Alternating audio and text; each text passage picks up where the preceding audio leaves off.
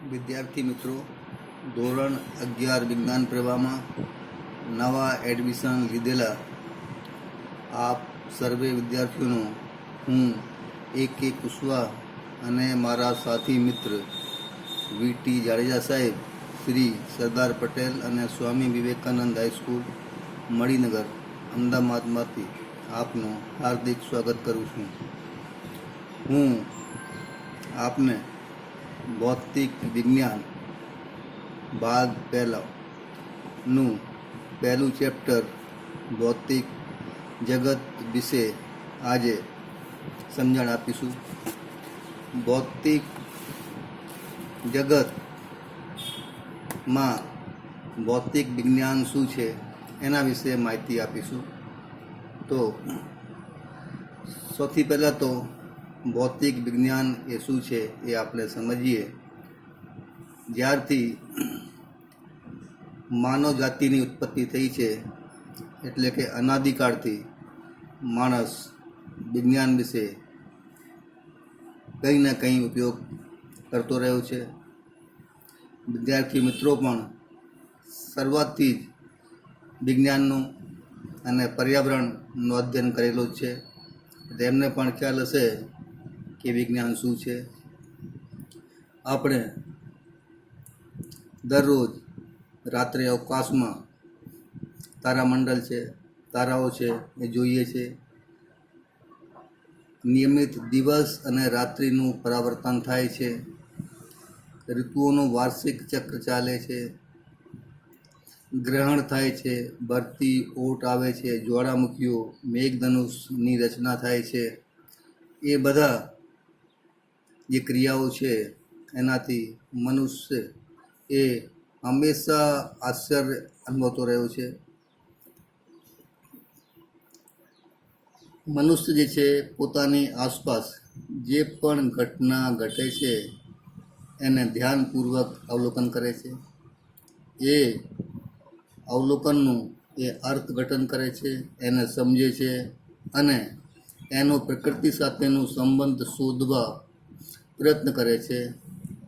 અને એના કારણે જ એ આધુનિક વિજ્ઞાન અને ટેકનોલોજીની રચના થાય છે, જે ખરેખર ભૌતિક વિજ્ઞાનમાં આવે છે.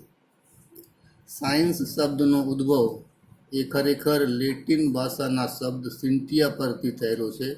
સિન્ટિયા શબ્દનો અર્થ જાણવું એવું થાય છે. આપણે અહીંયા સંસ્કૃત ભાષાનો શબ્દ વિજ્ઞાન અને અરબી ભાષાનો શબ્દ ઇલ્મનું પણ એ જ અર્થ થાય છે.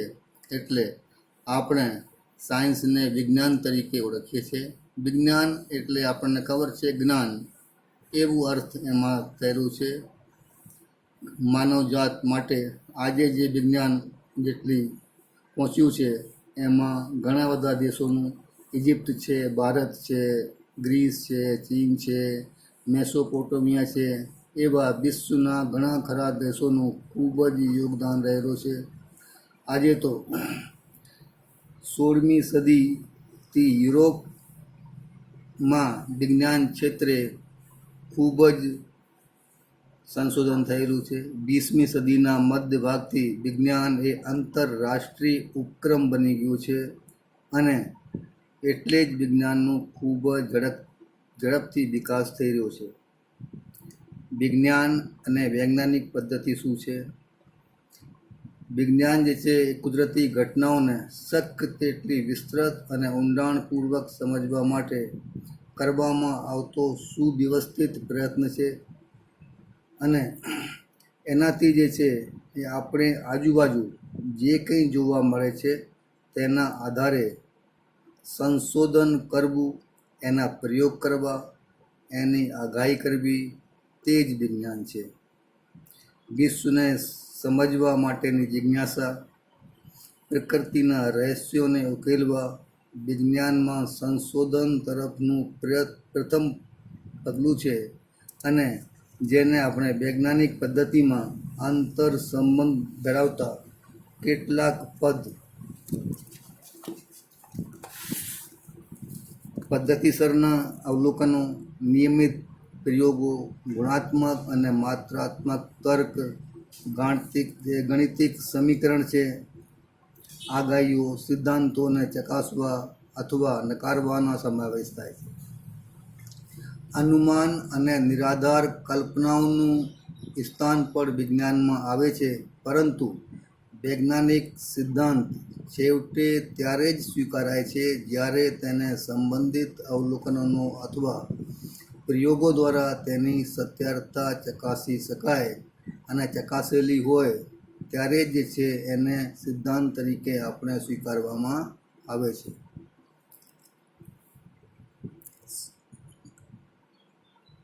વિજ્ઞાનમાં કોઈ પણ સિદ્ધાંત અંતિમ હોતો નથી. એટલે જેમ કોઈ પણ માણસ એ સંપૂર્ણ હોતો નથી, માણસ જે છે એ હંમેશા કંઈ ને કંઈ શીખતો જ રહે છે, એમ વિજ્ઞાનમાં કોઈ પણ સિદ્ધાંત એ અંતિમ હોતું નથી. સિદ્ધાંત જે છે એ સમય જતાં નવા નવા સિદ્ધાંતો આવે છે. જૂના સિદ્ધાંતો કોઈ સમયે નાશ પણ પામે છે, એનો ઉપયોગ થતો પછી નથી.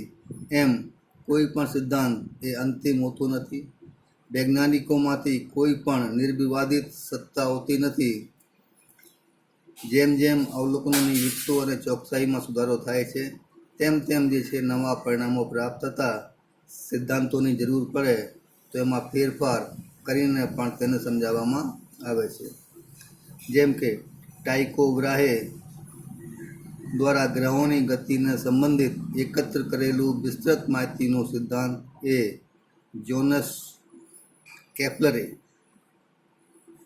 પરીક્ષણ કર્યું અને આ તમામ માહિતીનો નિકોલસ કોપરનિકસે જે છે એ અભ્યાસ કર્યું અને એનો સૂર્ય કેન્દ્રીયવાદનો સિદ્ધાંત આપેલું, જેને પછી વર્તુળાકાર કચ્છાને બદલે લંબવૃત્તીય કચ્છાઓ દ્વારા સ્વીકારવામાં આવ્યું. જો સાદી ભાષામાં સમજાવીએ તો પહેલાં આપણે પૃથ્વી કેન્દ્ર છે અને પૃથ્વીની આસપાસ આખું બ્રહ્માંડ ફરે છે એવી માનતા હતી, પણ ધીમે ધીમે એ માનતા બદલાઈ ગઈ.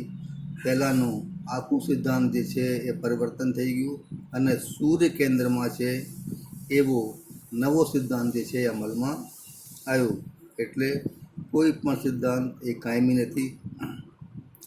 તે સમયનું સૌથી સફળ ન્યૂટોનિયમ યંત્રશાસ્ત્રના સિદ્ધાંત એ પરમાણુીય ઘટનાઓના મૂળભૂત લક્ષણોને સમજાવવામાં અસમર્થ નીકળ્યો.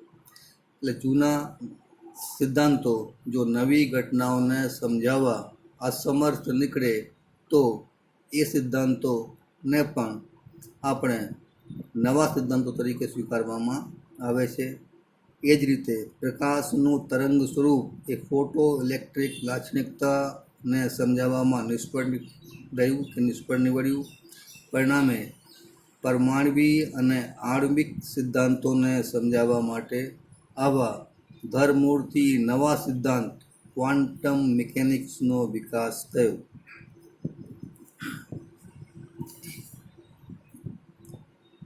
અર્નેસ્ટ રુધરફોર્ડે 1911માં સોનાના વરખ પર આલ્ફા કણોનો પ્રકીર્ણનના પ્રયોગોના પરિણામ દ્વારા પરમાણુનું ન્યુક્લિયર મોડલ રજૂ કર્યું હતું, જે સર્વે વિદ્યાર્થીઓએ પાછલા ધોરણમાં એનો અભ્યાસ કરેલું છે. આ મોડલનું નીલ્સ બોરે આપેલા હાઇડ્રોજન પરમાણુના ક્વોન્ટમવાદનો પાયો નાખ્યો અને એના પછી પોલ ડિરાકે 1930માં પ્રતિકરણના ખ્યાલનો સૌપ્રથમ વાર સૈદ્ધાંતિક રીતે રજૂ કર્યું અને એના 2 વર્ષ બાદ કાર્લ એન્ડરસને પોઝિટ્રોનની પ્રાયોગિક શોધ દ્વારા આ સિદ્ધાંતની પુષ્ટિ કરી હતી.